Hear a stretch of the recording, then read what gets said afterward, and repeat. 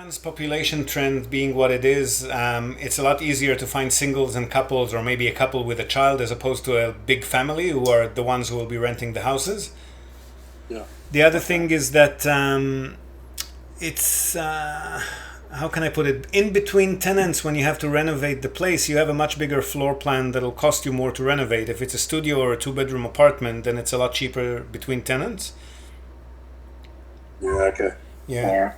Land, it's true that you get a larger land plot with a landed property. With a condo, you obviously just get a fraction of the land. But, Japan's major cities have been doing okay for the last 15 years, but that's on the back of 25 years of deflation. So I wouldn't bank on capital growth as like a major criteria. So from that aspect, we don't see... And also, to be able to afford, within your budget, to be able to afford a house, it'll be an older house in a very suburban location. Yeah. So not even as attractive capital growth wise as a centrally located condo.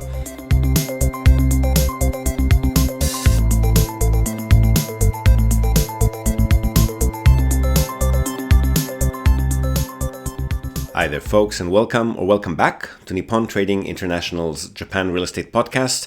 I'm your host, Ziv Nakajima again, and this podcast is brought to you, among others, by Emil Gorgies of realestate.jp. He's a Tokyo real estate agent who specializes in serving international or mixed nationality families who are looking for the perfect family home.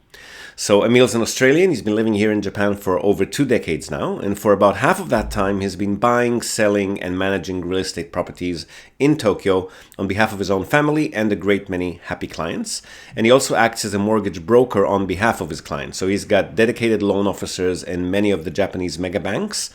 And if you're a regular listener of the podcast, you probably already know him from our JREP, the Japan Real Estate Experts Panel sessions, which means that you're already aware of the fact that the man is an absolute fountain of wisdom on all things related to real estate in Japan, and in particular to family homes, the greater Tokyo metropolitan area, and mortgages.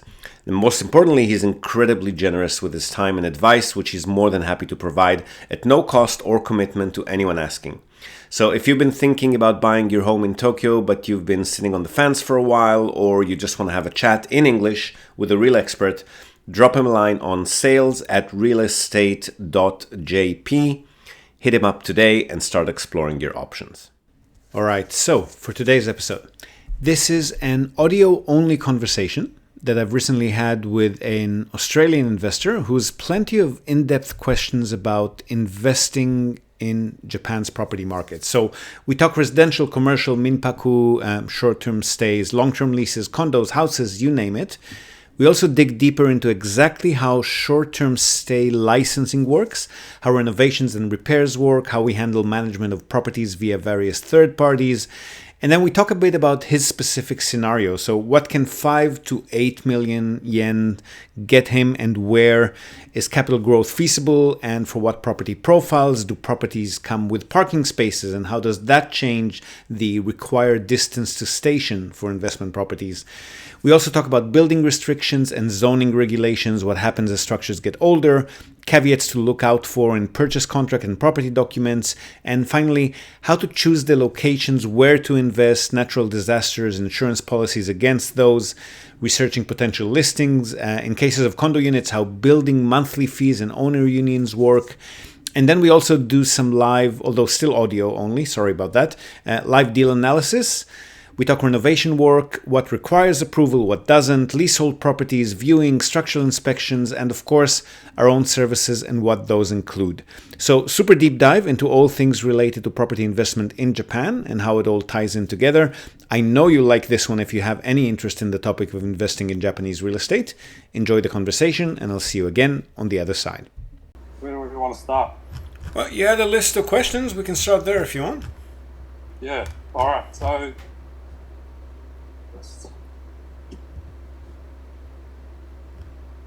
okay, so investment opportunities. What sort of investment opportunities that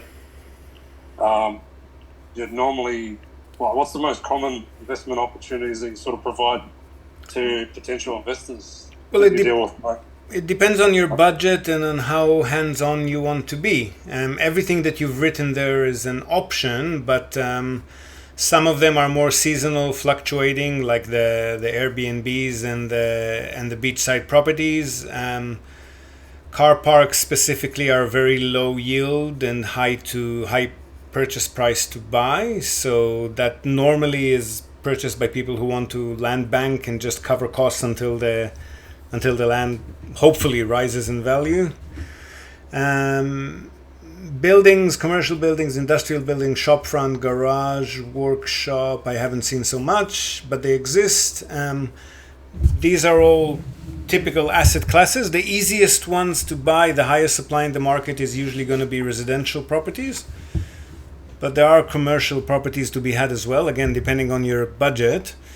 Family houses are probably not the asset class of choice in Japan because they're built pretty flimsy, and once they hit about 30, 40 years of age, maintenance and repairs start getting very expensive. Right. But yeah, and the bottom again, beachside property, apartments would usually, so buildings or apartments would usually be the asset class of choice for more passive investors, and people who like to be more hands-on and tweak and play with creative strategies usually go for short-term or medium-term stays. Are those people more people that are visiting or living there in Japan, where they can actually go to the site and assess what needs to be done and organise the trades from there, or do the DIY themselves, that sort of thing? That because initially I would have liked that, but realistically, I don't know that I'll be there all that much. Like it'll be somewhere I go once a year, maybe, if I'm, if I can factor it in. Oh, probably I could do it once a year, but. Well, to be fair, the only clients we have who are DIYing stuff are people who are living in those properties, or at least living in them a large part of the year. Okay. Normally, our investor clients definitely. They work through us, and we work through property managers and renovation companies. If the property manager's renovation company is getting too cheeky or pricey, then we'll get a second opinion. But otherwise, we do it all through third parties.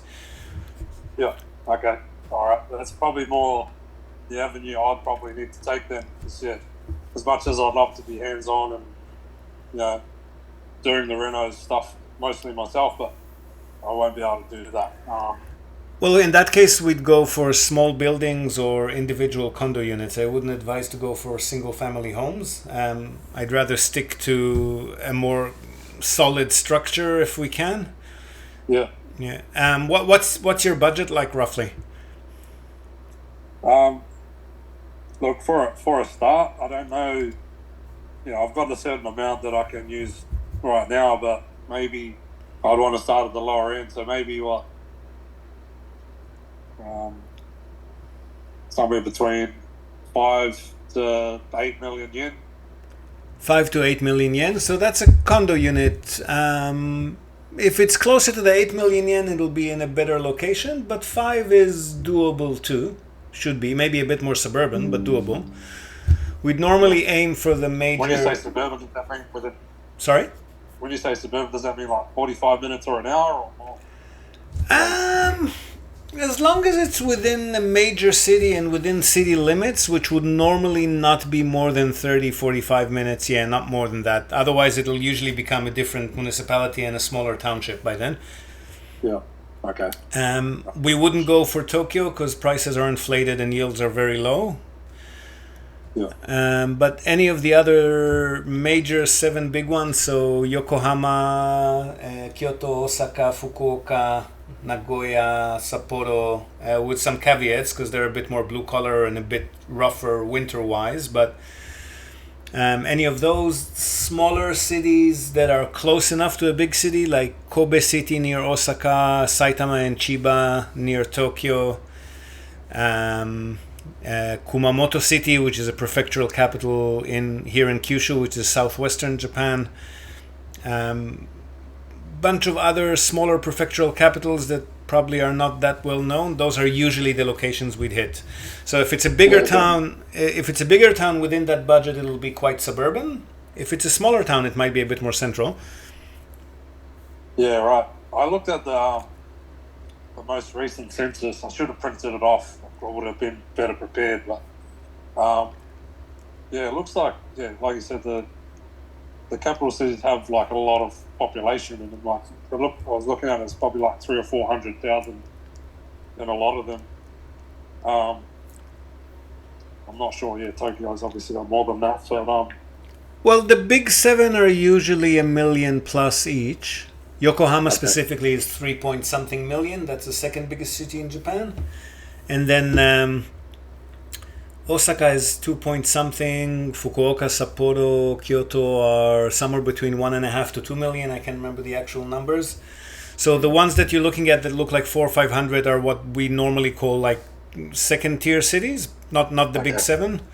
But as long as the population is not in decline, it's good enough. yeah, okay, And you'll get higher yields there, not as much capital growth potential, but higher yield. yeah, okay. Because that's the thing. Like, I don't know. In Australia, it's a bit different. Where most people want to try and buy land size over over like a smaller apartment. I guess it seems to be the trend. They've shifted away from apartments, but you're saying over there, yeah, it's different in terms of the build quality, and that's the reason why people investors tend to stick to the apartments or condos. Is that right? Or? It's one of the reasons. The other reason is Japan's population trend being what it is. It's a lot easier to find singles and couples, or maybe a couple with a child, as opposed to a big family who are the ones who will be renting the houses. Yeah. The other thing is that it's how can I put it? In between tenants, when you have to renovate the place, you have a much bigger floor plan that'll cost you more to renovate. If it's a studio or a 2-bedroom apartment, then it's a lot cheaper between tenants. Yeah. Okay. Yeah. Land. It's true that you get a larger land plot with a landed property. With a condo, you obviously just get a fraction of the land. But Japan's major cities have been doing okay for the last 15 years, but that's on the back of 25 years of deflation. So I wouldn't bank on capital growth as like a major criteria. So from that aspect, we don't see. And also, to be able to afford, within your budget, to be able to afford a house, it'll be an older house in a very suburban location. Yeah. So not even as attractive capital growth wise as a centrally located condo. Yeah. What about the condos? They don't tend to come with parking, do they? It's just solely the unit itself, and no parking, or Yeah, some of them would have parking spots available for rent in the building, but they're not owned by the unit owners. So if you happen to get one with a parking spot, then your tenant might be able to rent it, which is a bit of a bonus for them. But with the smaller condos, again, the studios, 1-bedroom, 2-bedroom, those tend to be tenanted by people who don't actually own a car. So they want to be within 10 minutes walk to a train or subway or tram station. And they're not going to really need a car. If you get a family-sized property, then a car and the car parking availability becomes more of an issue. Yeah, okay. All right. Condos seem to be rather like small, right? Like what, 20 square meters, maybe even less. Yeah, sometimes less. 15 to 25 is usually the ones that generate the best income. It's more. Wow. It's like hotel room size, basically. Small hotel room size. Yeah, and their price still at that 50,000, 60,000. Is that what you're saying, or is it what? Sorry. So they're still priced around that 50,000, 60,000 for those smaller. Yeah, depends on location and the age of the building, but in a good spot and in a reasonably not too old building, then yes, they would start at that. Not in Tokyo though. In central Osaka, we're not going to be able to get them there at that price. Yeah, okay. What about you tend to plug Fukuoka, which is where you're based. Yep. Often that seems to yield pretty alright, doesn't it, at the moment? Definitely better than Tokyo, but we're getting pretty close to Osaka levels, I think. Yeah. And what about Kyoto? That would be out of the question, or which one? Sorry. Kyoto. Kyoto? Kyoto is great if we can find a deal there, but there are a lot of houses there, not as many buildings, so we don't see that many condo units coming out of Kyoto. But when we do, we'll nab them. Yeah.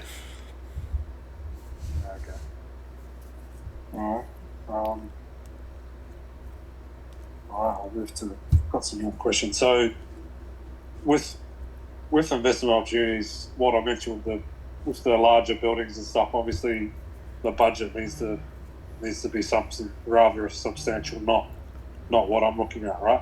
Well, cheaper than Australia for sure, but still, they'd start at around 350,000 US, 400,000 US.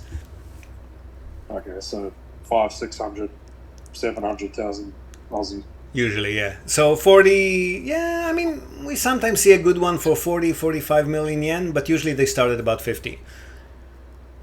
Yeah, that's a whole building. Is that what you're saying for that? Or? Yeah, so two, 3 floors, somewhere between 4 to 10 units. Yeah. Okay. I mean, those are the best of all worlds if you can swing them, because they do come with a larger land plot, and you have the flexibility to experiment with short-term stays, medium-term stays, which is going to be a lot more challenging. With a building, you're not going to be, if you're owning a single condo unit, the owner union automatically prohibits short-term stays. Yeah, I heard that. Yeah. Medium-term stays, they can't legally ban you from doing it, but they don't like it. So we'll have to find a property manager in that area who's okay dealing with a annoyed owner union kind of thing. Yeah. They exist. We have a few customers with those, but they're a lot. I mean, you get a lot more flexibility if you own the entire structure. Yeah. Okay. Whether it's a house or a small building.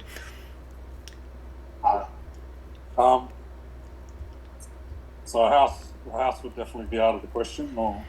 Well, a house is doable at this budget if it's quite suburban and quite old, and then you would be able to experiment with short-term leasing. But before you go down that path, just bear in mind that that's a lot more hands-on than the kind of long-term tenant, cash in the bank every month kind of thing. They're seasonal, they fluctuate, tourists come and go. You have to constantly tweak your rates to be competitive with whatever other people are offering. Look at your vacancies, your occupancies, poke the property managers if they're not filling up the properties quick enough. It's not a full-time job, but it's definitely hands-on. Okay. Well, considerations like land zoning, is there, like say you buy into an area and it's, I don't know, it's got like you said, it's got like the condos probably at an age where it's, maybe it might get an offer from a developer and get demolished. Where do you find out that information about land zoning for like height of building limitations, floor space ratio? That'll all be disclosed. That's all disclosed in the listings themselves. So when you look at the Japanese listings, you'll see a section that says usually it's 60% 60%/200%, which means you can cover up to 60% of the land plot, and the total floor plan of the structure can be up to 200% of the land plot. So like you'd have like 30 or 40% or 60% in each floor kind of thing. Yeah, okay. That'll be available on purchase, but we're not going to be advising you to buy anything that's old enough for a developer to start looking at it. They usually start sniffing around at around 40 years of age on a building, and we would advise to buy something that's maybe 30 years or younger on purchase, and then after 6-7 years start considering reselling it. Because when they hit 40 years of age is when the maintenance expenses start to rack up a lot more frequently, and then yield starts to shrink, and that's when people are looking to sell them and their price kind of drops off a cliff. Yeah. Unless that area, if that particular area has gone through the roof in recent years, it'll hold its value or maybe increase, but otherwise, if it nears 40 years of age is when we'll start thinking about reselling it. Okay. Oh. So far before any developer will actually make a move.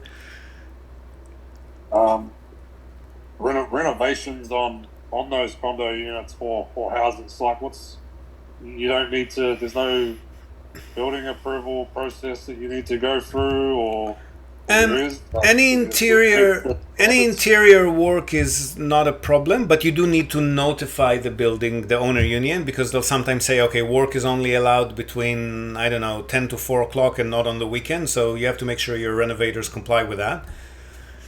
But anything interior is up to you. The balconies are part of the common areas of the building officially. I mean, your tenant is the only one who can use them. It's not like other people are going to come in and use this balcony, but they're not officially yours.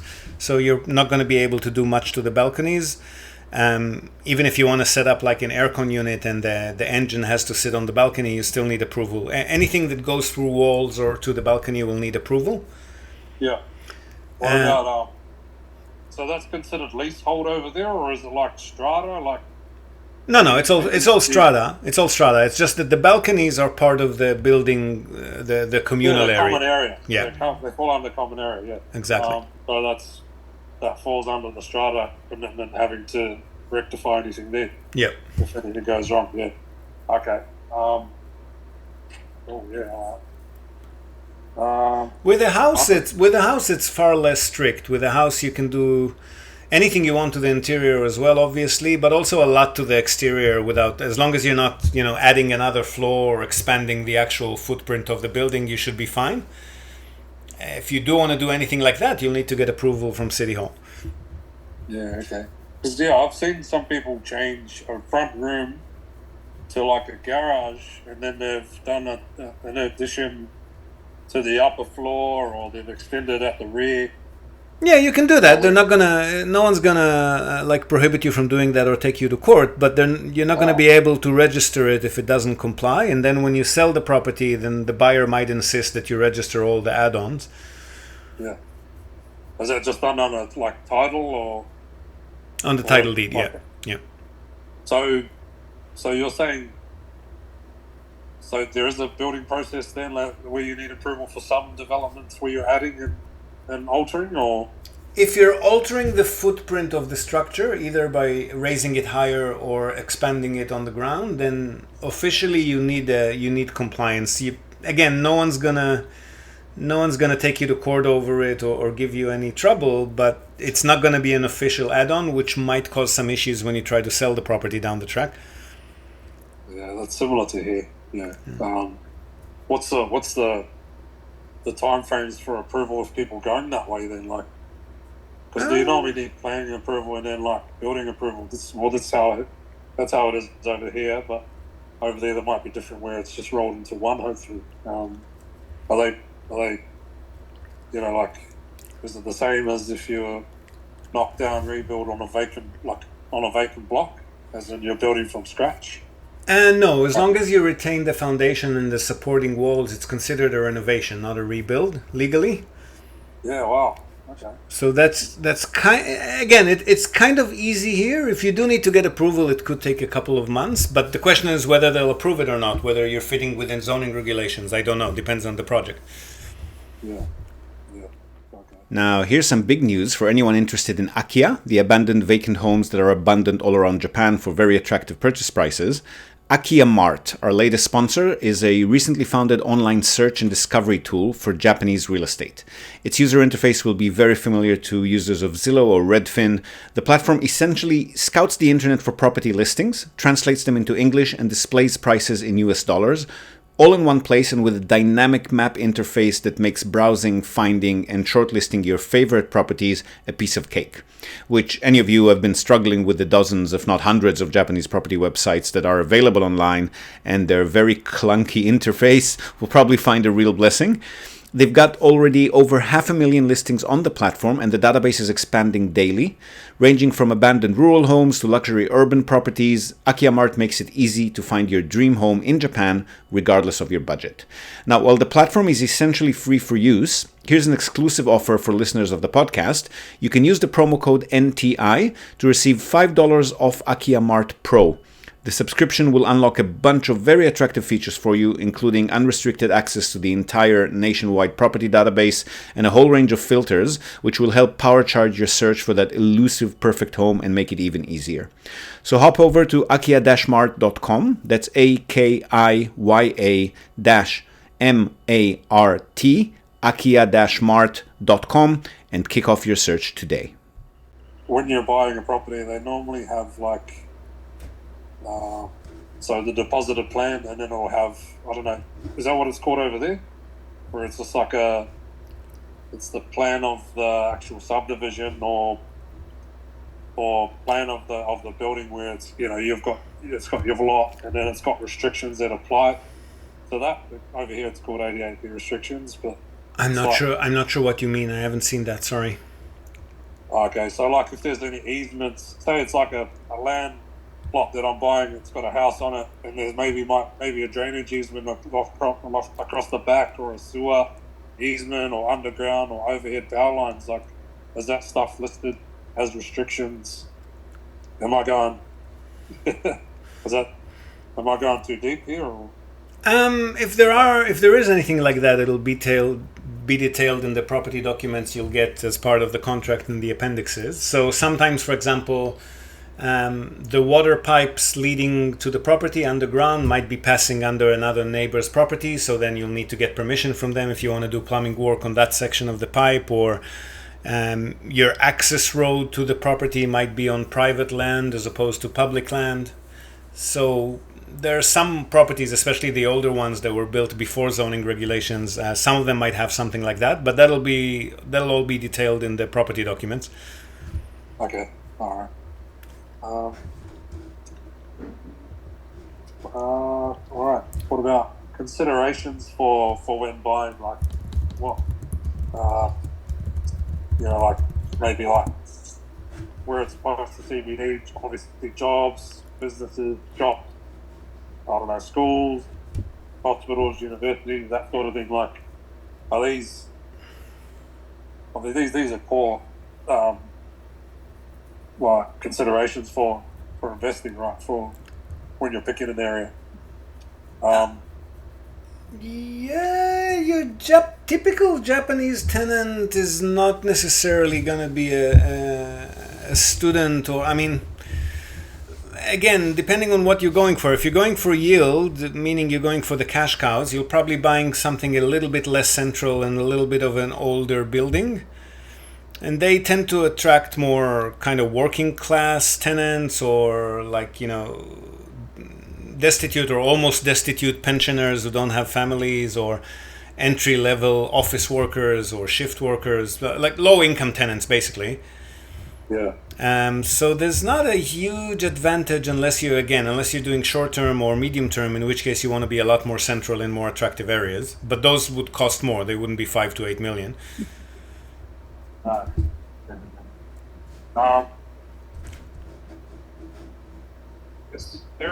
Areas to avoid. Why? Sorry, I'm losing you there. I'm not hearing you well.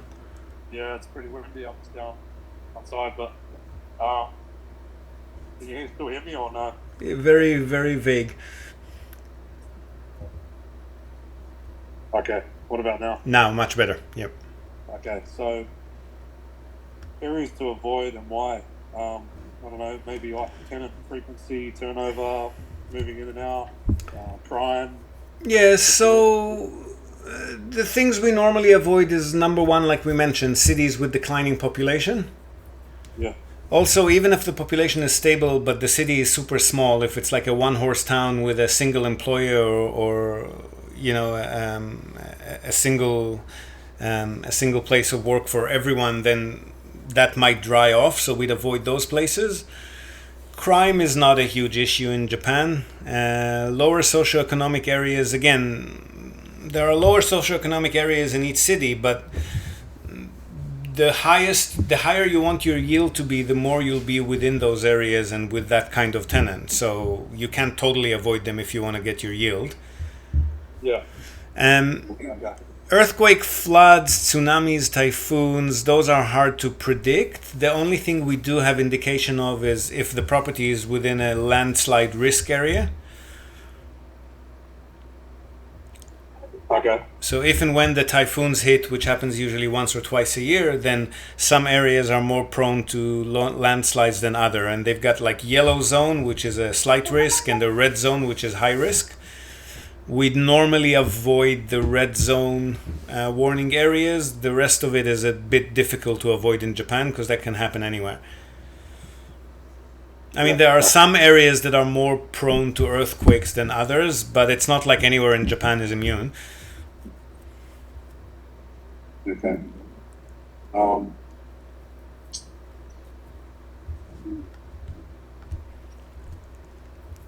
Yeah, okay. I've been monitoring it because I'm not going over there in late October, so yeah, I wanted to make sure I was clear of the typhoons as much as possible. Yep.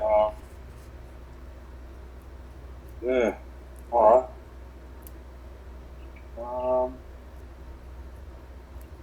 Do you have any like examples of available? I probably should have asked you to provide some. Just because I've been looking through the websites and it's hard to sort of navigate around. I found, and like a lot of them, they want like a paid subscription to then view more. Like it goes all, you'll use it for a time and then you'll get to a point where it grays out, as in to say you got to upgrade to go any further. So. I haven't had that issue. I'm not sure which websites you're looking at. Do you know Akiamart? Yeah, that was one of them. Well, that's the only one I would get a subscription for, because they scrape all of the major property websites and present them to you in English with that dynamic map interface. You don't get that in any Japanese website. Right. Okay. Yeah. Yeah, it was pretty good. The others, I would normally focus on the Japanese websites, not on the, sorry. Was it Sumo and there was another one? Yeah, Sumo at Homes, Nifty Homes, Homes.co.j. But Akiamart scrapes all of those, so that's the easiest way to get access to them as well. Right. Okay, that's good. Just one-stop shop then. There's no need to go to the others. Well, yeah, in a sense. I mean, you're looking for investment properties, so I wouldn't even look at any of these websites. I'd look at, there's two major websites called Rakumachi and Kenbia. Those are the ones that are geared towards investment properties. I'll send you the links. Give me a second. Yeah, that'll be great. Thanks for that. There it's just very easy to quickly see if the property is tenanted or not and how much you're paying every month. And with the other websites, because they're generic, they include investment properties and also owner-occupied properties. So it's not as easy to find the financial data that you're looking for. But these two, I'll send you these two on WhatsApp now. They're the best ones for investment properties. This one and that one. I'll go back to the main question, I think, which was the buying process. So if I do decide to I'll obviously go with your service. You sent me the breakdown in I think it was like Excel spreadsheet, but I just wanted to, because I've been listening to it on your podcast as well. And, oh, thank you. Yeah, it's been great. I mean, that's how I discovered you. So I've just been listening to both you, Emil Gorgis. There's a Tracy as well. Anton watching their. Oh wow! You're a serious subscriber. You know all of them. No, it's been interesting. Yeah. So talk me through it. Like, say for example, I'll take you on or you take me on as your client, I'm your customer. How does it start? So I'll explain how we normally work, and then I'll caveat all of that because we're working a little bit differently in the last and next few months. But basically, the way it would normally work is you'd give us authority to act on your behalf in Japan. So there's two documents you need to have signed and witnessed by a JP. Yeah. And then we can start. Sorry? Oh, I'm just writing it down. Yeah. Yeah. And then we'll start. I mean, we'll research potential properties for you. We'll discuss them. We'll tell you what we think about them, help you prioritize them. And then once we have a short list, we'll start contacting the listing agents on your behalf and trying to get more info about the listing. And then if it's a condo unit, we'll submit an offer, and the offer will be pending the building's due diligence. So we want to see the renovation history. We want to see how much they've got in their reserve funds. Make sure that, because if the reserve funds pool is depleted and they haven't done any big renovations in the last 10 years, then there's definitely a big one or two coming up which they'll have to jack up the building fees for. Yeah. So building fees will always go up, but we want them to go up slowly and gradually, not like double overnight. So that's due diligence. If we're submitting an offer on a house, we'll usually, depending on the age of the property, but definitely at your budget, it'll be an old one. So we'll pen the offer on a structural inspection report. And then once the offer is accepted, we'll go ahead and commission a structural inspection, which is going to cost you about $1,500.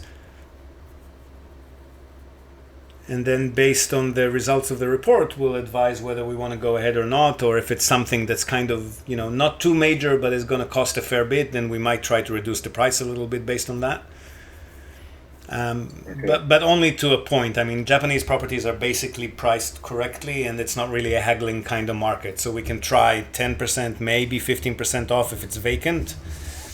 But on tenanted properties, that's not going to be likely because they're priced based on the yield that they can generate, right? Okay. Yeah.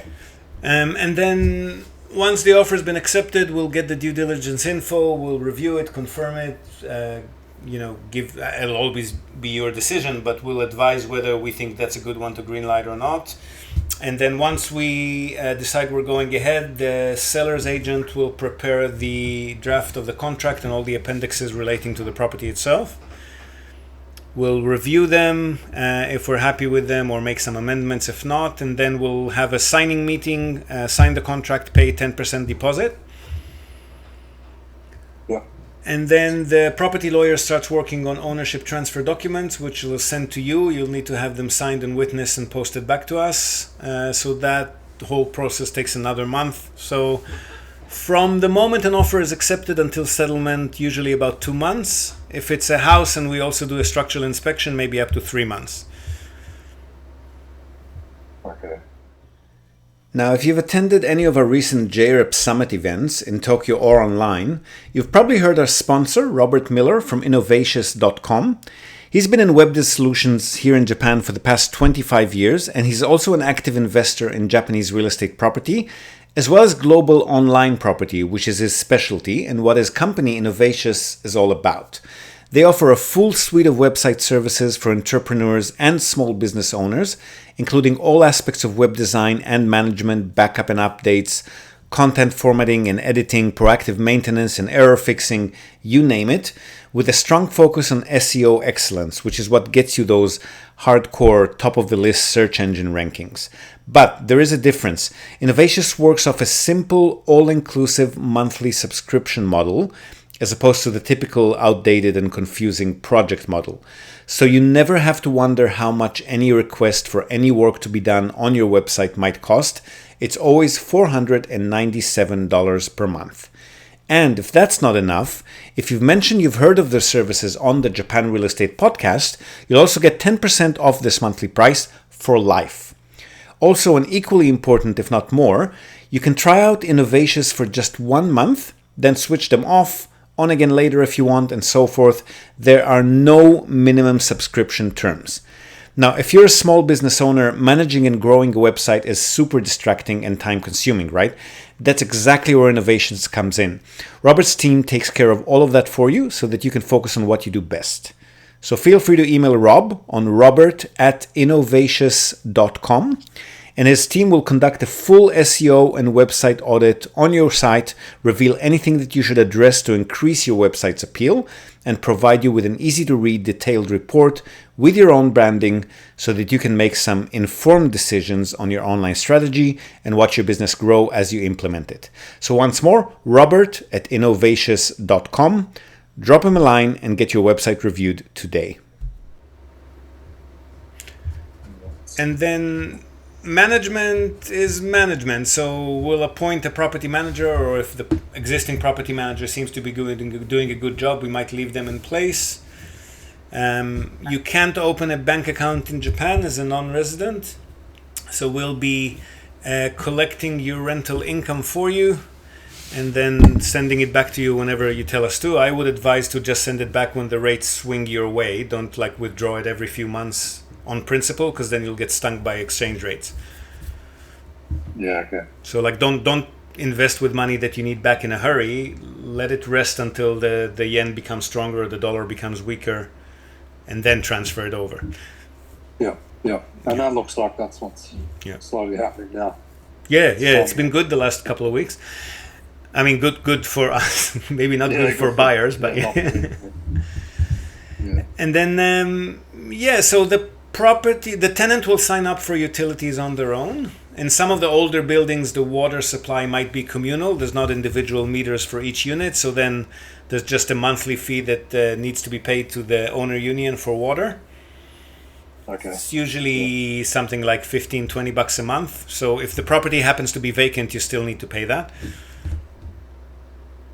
Kind of like your building fees, right? Like the management fee, the reserve fund, it's got nothing to do with whether you have a tenant or not, just needs to be paid. Yeah, that covers like power and water and like external. What about the external lighting and stuff like that? Is that just for strata fees that are paid by the... Yeah, so each listing you look at has 2 fees attached to it with condos. One of them is management fee, and that takes care of management of the grounds, communal cleaning, water, electricity, light bulbs, that kind of thing. And then the other component is reserve fund contribution, which goes into the reserve fund pool, and that's what they use for bigger renovations and repairs. And that's the one we want to look at in due diligence. Yeah, okay. That's like it used to be called a sinking fund over here. Sinking fund, yeah, that's the one. Building works. Yeah. I know we got customers for so many different countries, and they each call it something completely different. I've given up trying to catch up with them. And then insurance, so we'll put in place for you a disaster insurance, which covers fires, earthquakes, tsunamis, that kind of thing. We'll also put in place a landlord insurance to cover you. Insurance is generally very cheap in Japan. It'll be a few $100s for a 5-year policy for the disaster insurance on a condo unit, yeah? And then something like $50 a year for landlord insurance. And that covers you in a case where your tenant dies in the property, which unfortunately happens a lot in Japan because a lot of the population are elderly here. Yeah. I'd say about 5 to 8% of our tenants die in the property.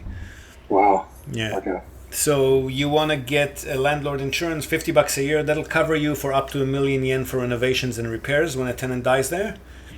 And more importantly, it'll cover you for up to 2 years of missing or reduced rents, because a property with somebody died in can be a bit more challenging to rent out for the same price. So it covers the rent. Up to 2 years of missing or reduced rent, yeah. Only after a death, yeah. Yeah. After death, okay. Yeah, well. All right. Yeah, and the owner union has their own insurance policy for the entire structure. Do you know like the average of those? Like, what's the average for? What was that? Reserve fund contribution. Like, what do you? There's no average. It depends on the size of the building and the age of the building and how quickly they've been hiking it. Like you'll often find a lot of cases where they left the reserve fund low for as long as they could because they didn't want to piss off the investor owners, and then when the building reaches about 35 years of age, they suddenly start scrambling and raising the fees because they suddenly need to do bigger renovations. Yeah. So I can't say one is like a low one is better than a high one, because a high one actually compensates for stuff that'll need to be done, but a low one gives you better yield on purchase. So I wouldn't judge it by the amount that they're charging. I judge it more by what kind of renovation history they have, how well they've been taking care of the building, and do they have enough for the next big renovation. Yeah, okay. Yeah.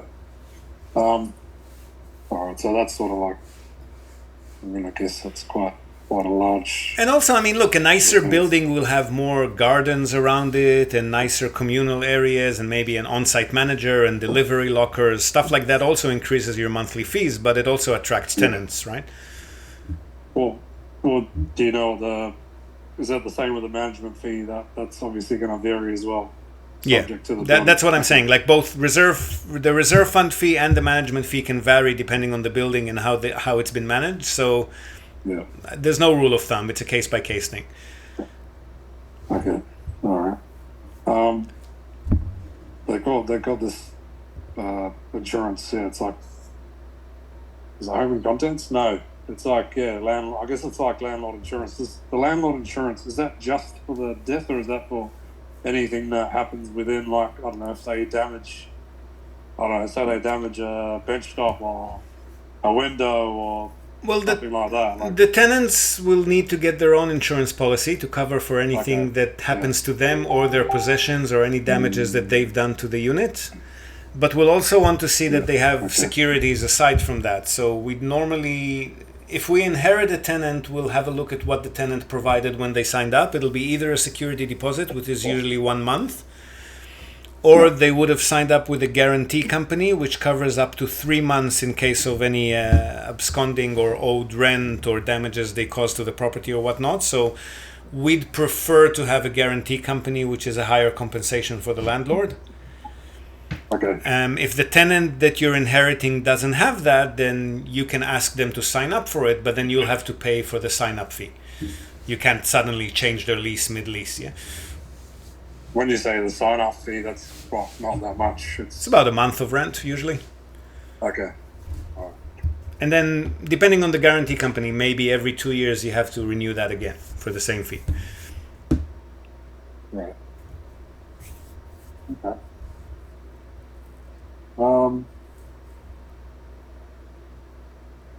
Geez, we've covered a lot, really. I don't know sort of where to... We can go on for days, man. By the way, if you like the JREP crew, you should sign up for our summit next month. There's a streaming ticket if you're not here. I've been listening to that. I heard that, yeah. It sounds interesting. Because I can view it online, can't I?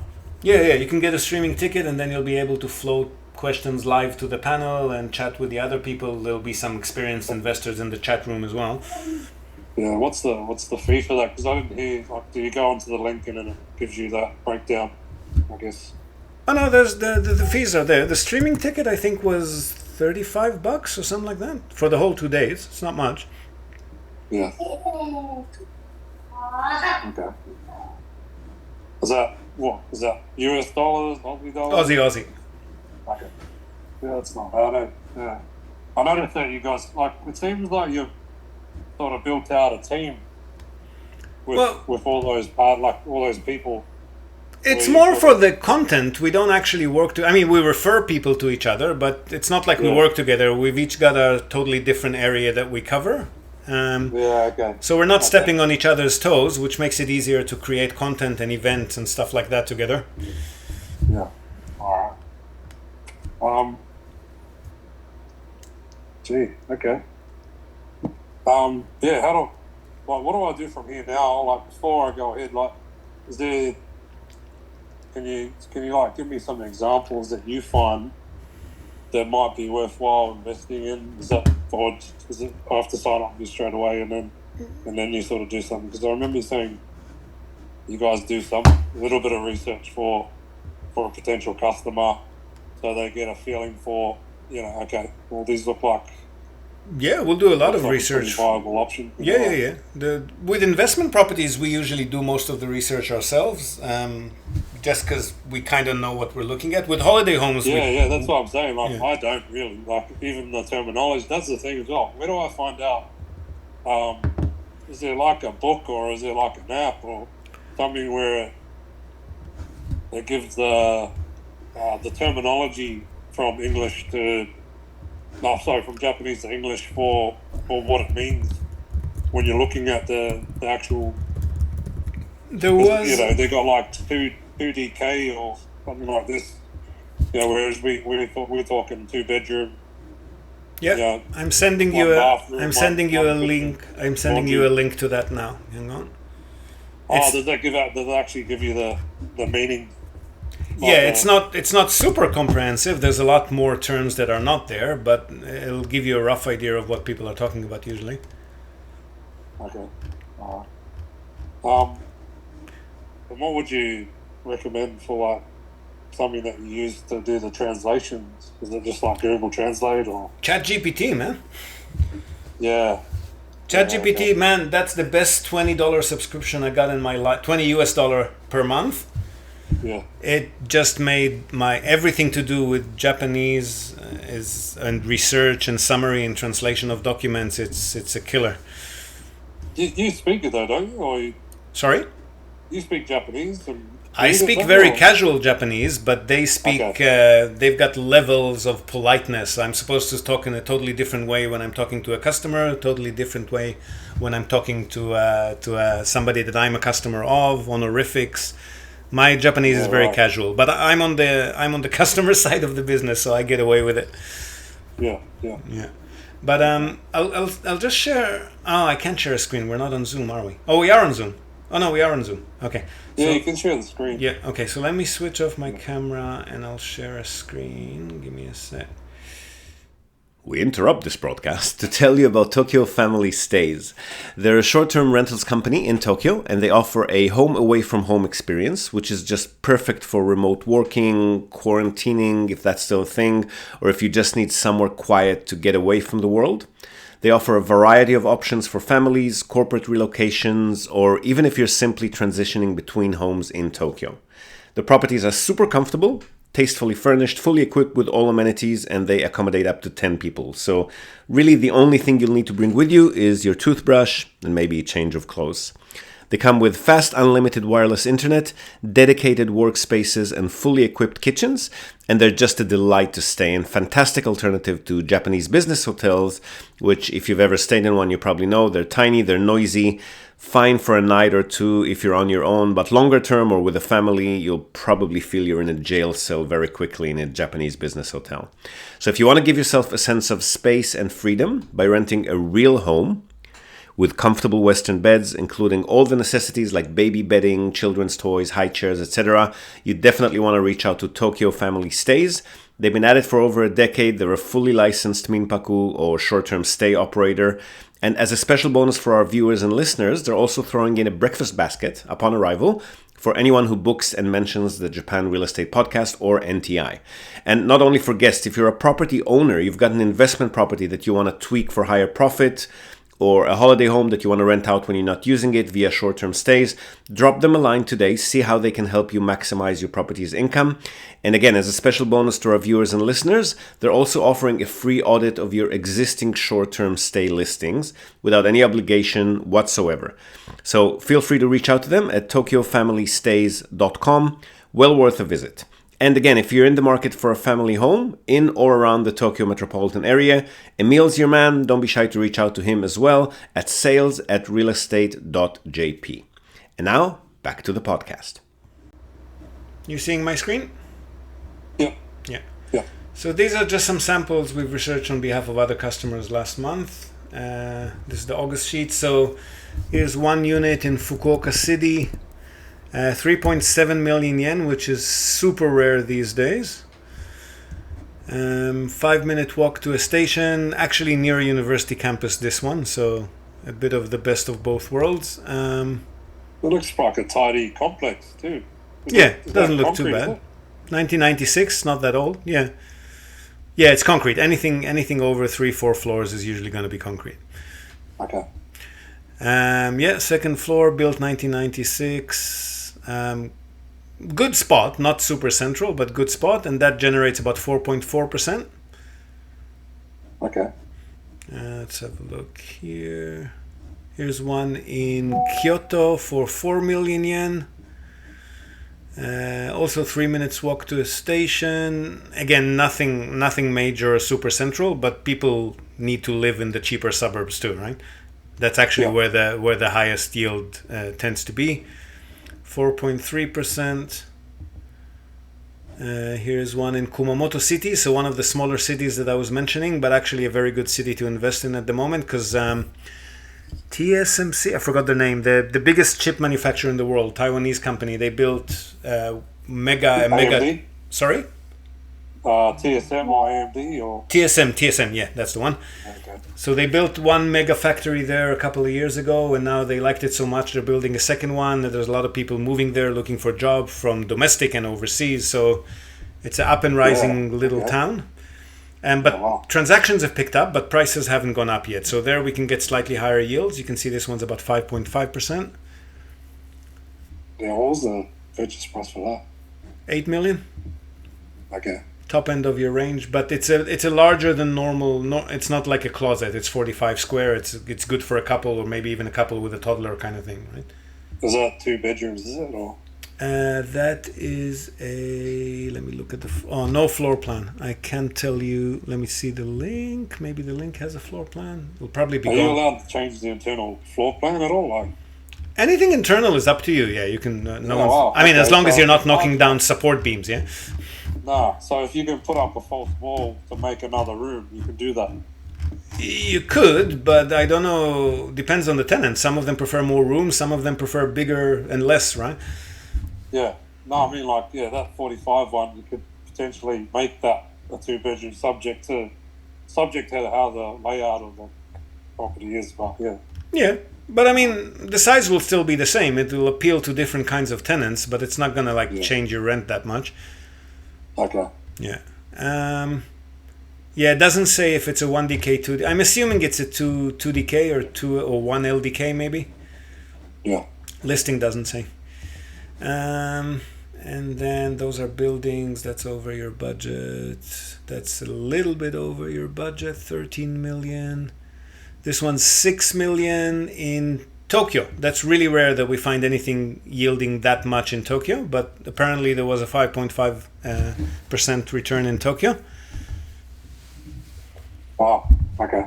A little bit of a walk to the station, but I mean, it's Tokyo. I wouldn't complain. It's a good tenant base, even if it's longer than 10 minutes, but I wouldn't go beyond 15-minute walk to a station.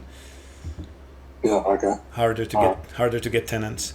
So these are all ones that you actually found, not the customer's not finding these days. These are the ones you guys researched and found for them. Yes, correct. Okay. Yeah, and you can see that they all come. After, yeah. You can see that they all come from those two websites that I sent to you, either Kenbiya or Rakumachi. And then how does it work where, you like the look of the building? Obviously, a photo could be taken years ago. It might not be, you know what I mean? Like it could be edited to make it look better than what it is. Do you guys do a visual inspection, like go there to the site and have a look, or? We can if you want to, but Japanese realtors don't. Japanese realtors are honest. They're not going to put in ancient photos in there. Right. Okay. And with investment properties, you can't enter a tenanted property even when you buy it. There's no internal inspection, even with a change of ownership. So going to the property doesn't mean we'll be able to do much except just walk around the building. Okay. Right. Yeah. So basically, the way it would normally work is we'd get paid our fixed price in advance based on what you think the purchase budget is going to be, and then post settlement will credit or debit depending on the final purchase price. And from that point, we'll start researching, due diligence, we'll do everything on your behalf, and we'll present you with results, and you kind of make just bottom line decisions and tell us what to do. But at the moment, we're a bit swamped with clients and just hiring and training 5 new staffers. So we're not going to be able to do the full purchase facilitation until early next year. What I have been doing in the last 5-6 months is I put people directly in touch with a foreigner-friendly realtor who's able to facilitate the purchase remotely in English on your behalf, same as we would have done. Okay. They're still realtors though, so they are Japanese, they are honest, but they're not going to have strategic conversations with you. Like they're not going to, the kind of talk that we just had about the age of the building, the size of the unit, which asset classes are better to go for, which locations. They don't do much of that. So I've been coming on as consultant for a few $100 and holding people's hands as they work with the agent, and then making sure that everything is checked. Are you still able to do that then? That we're able to do, yeah. It's just the full purchase facilitation where we do everything on your behalf and you don't need to talk to anybody else. That's going to take a few months. Yeah, okay. All right.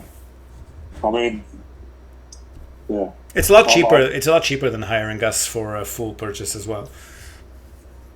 Oh, but yeah, I mean, you get what you pay for though, right? Then you know it's one company managing everything.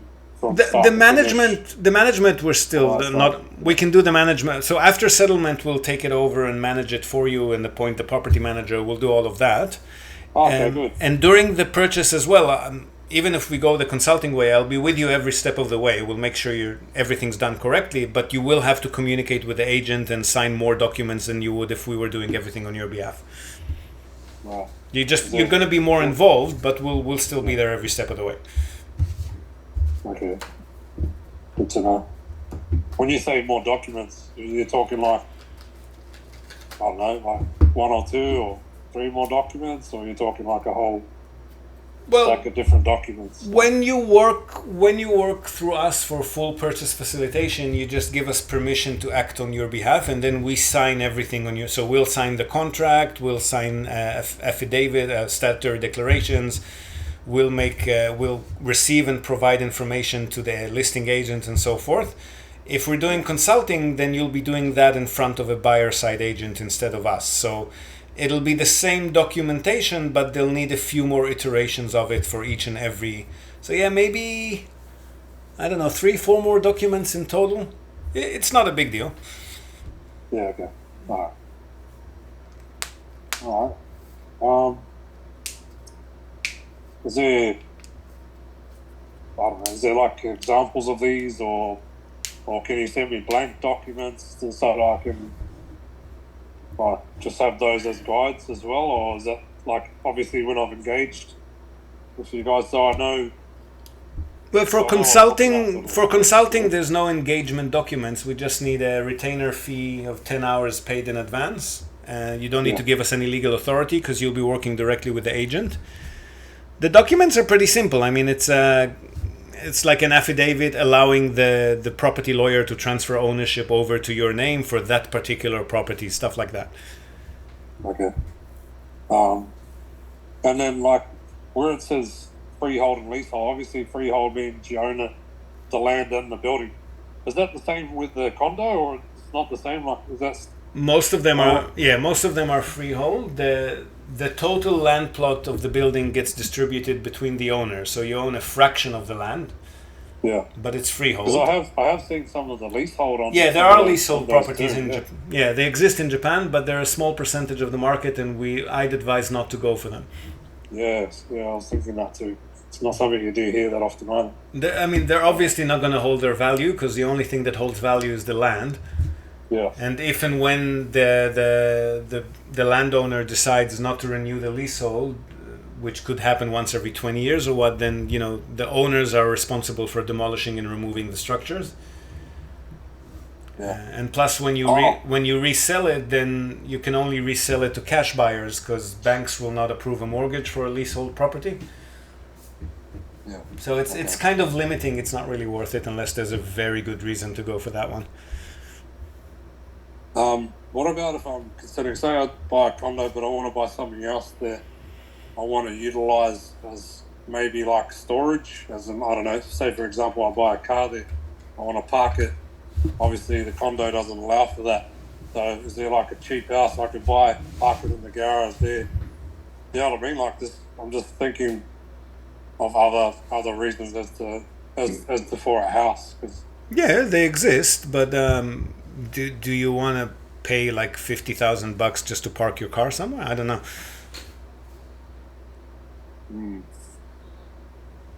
No, like it doesn't have to be like that can be like an hour or an hour and a half away somewhere. I'm not worried about that. It's more unless like I said, like I can buy a car space or a garage. Do you know what I mean? That sort of thing, or a small warehouse. I don't know. Yeah, you can.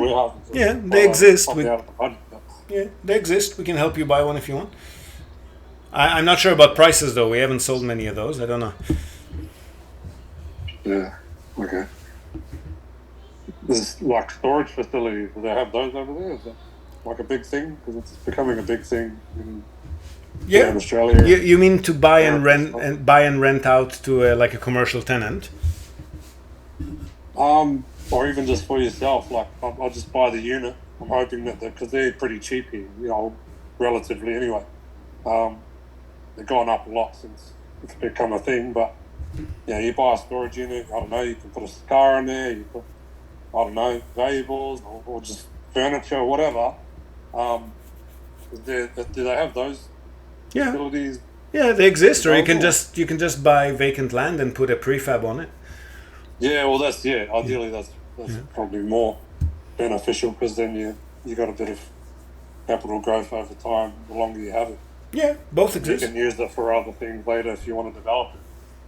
So I'm more thinking in that way So if that's an option, then that's great too. Yeah, of course they exist. It's the world's second biggest property market. They gotta exist.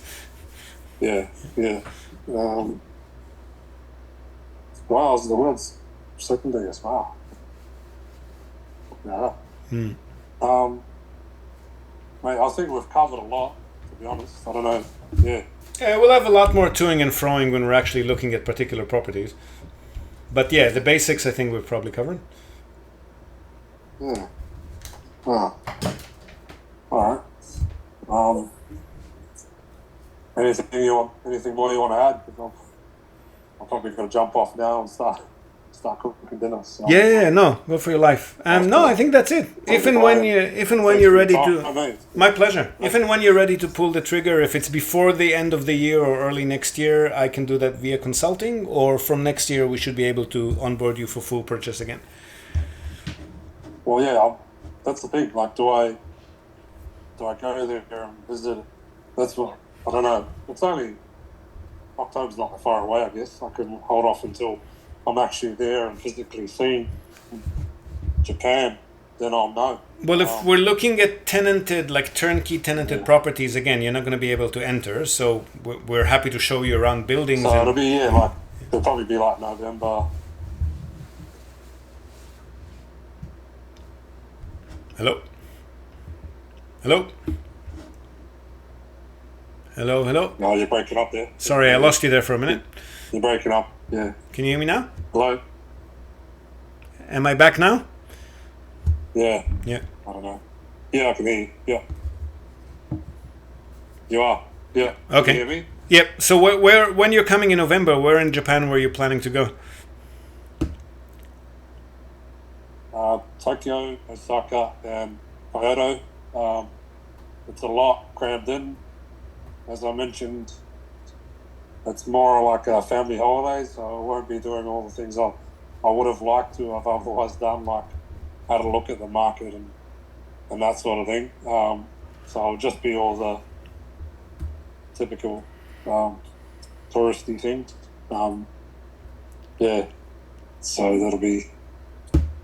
I won't be able to go and have a look at properties, I don't think. I just won't have the time. I'm only there for a short time. All right. Well, I mean, those cities would give you enough of at least you'll get a feel of the neighborhoods and what the properties look like, at least from the outside, right?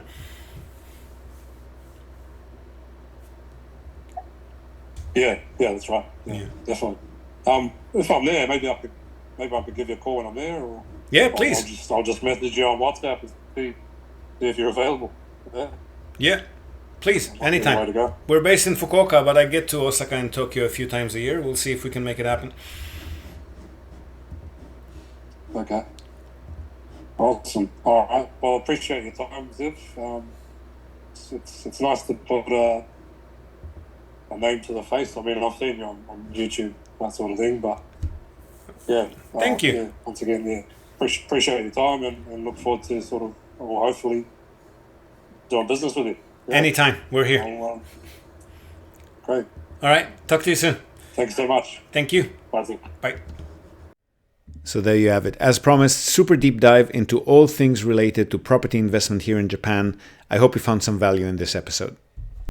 Now, before we go, we're also, as always, going to tell you and also link to our other sponsor's website. That's Hiroshi Shimizu, immigration lawyer and administrative scrivener. If you're thinking about moving here on a more permanent basis, or you're already in Japan on some sort of a temporary visa and you want to switch to a longer term or permanent one, or if you're considering setting up a local company or a branch office of a foreign company and you've got any sort of business or visa related inquiries, or even if you just want to find out what your options are on any of these topics, feel free to contact Hiroshi Shimizu. You can find him at japanimmigrationexperts.com. And he can help you set up a company, apply for any kind of visa, or just provide you with the best advice and extremely affordable consultation related to these topics. And he's already done that for many of our listeners. So feel free to reach out to him. Again, that's japanimmigrationexperts.com, and you'll be well on your way. And that's it from us for today, folks. Hope you've enjoyed this episode of the Japan Real Estate Podcast. Do share it with your networks, and please let us know what you think. So leave us a short rating or review on the iTunes Store, on Spotify, or just drop us a line in the comment section of wherever you might have found this episode. We love hearing from you. Hope to have you with us again next time, and until then, have a great day or night ahead. Yoroshiku.